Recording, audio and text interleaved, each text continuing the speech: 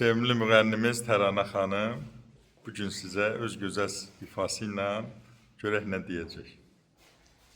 Teşekkür ederim. Değerli Seyfettin doktor. Allah sizləri qorusun, var olasınız. Yaxşı ki varsınız. Mən çox bu günləri o qədər necə deyim, çox xoşbəxtəm ki, sizin kimi bir insanla, doktorla və bir efirdə bir masa arxasında olduğum üçün çox xoşbəxtəm. Çox Var sağ olun, olun. bir səsinizi bir izləyicilərimiz eşitsin.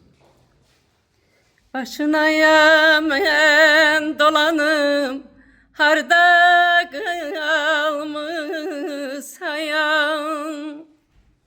Başınayam mən dolanım, harda qalmışsayam. İntizar gözlerimi yolda koymuşsan.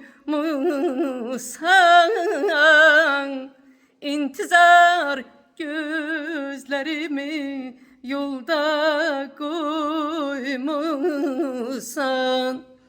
Belə məlum olurkən məndən doymuşsan. Belə məlum olurkən məndən doymuşsan.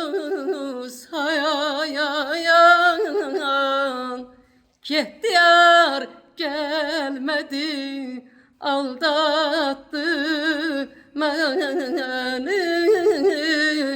Yarımın həsrəti sarattı məni.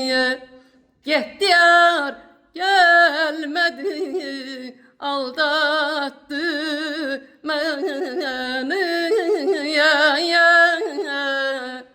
Yarımın həsrəti sarattı məni. Aman, aman, ay, ay, ay. Ey əzinəm